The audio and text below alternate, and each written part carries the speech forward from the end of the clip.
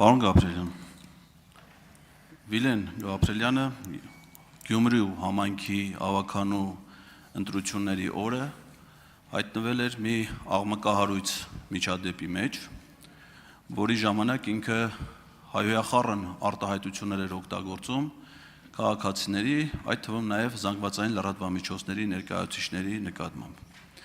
Այդ միջադեպից հետո նա վայր դրեց պատգամավորական մանդատը եւ շատերի մոտ տպավորություն կար, որ դա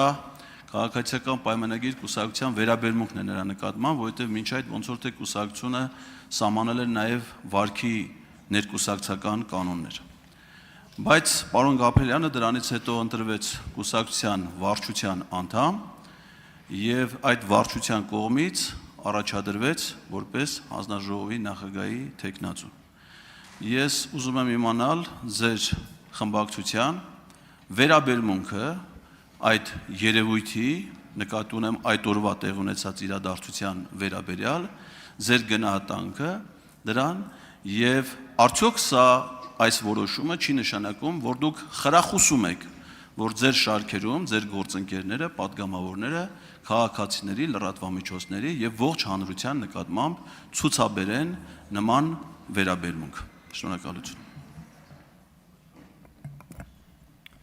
Պարոն Ղազարյան, ձեր հարցը ում էր ուղղված։ Արձագանք։ Ուղղված էր Վիլեն Գաբրելյանի թեկնածությունը ներկայացնող Սիսակ Գաբրելյան, որը ներկայացնում է քաղաքացիական պայմանագիր խմբակցությունը, շնորհակալ եմ, որ դուք այդ փաստը ընդունում եք։ Ինչ վերաբերում է նրա վարքագծին, ես կարծում եմ ով դուք գոնե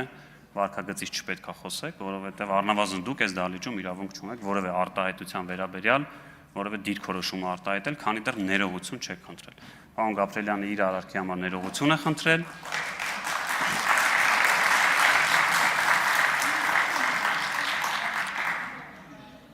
Պարոն Գաբրելյանը այն մարդն է, որը հայտարարել է Գյումրի 2 չի լինելու եւ ես վստահ եմ, որ Գյումրի 2 չի լինելու։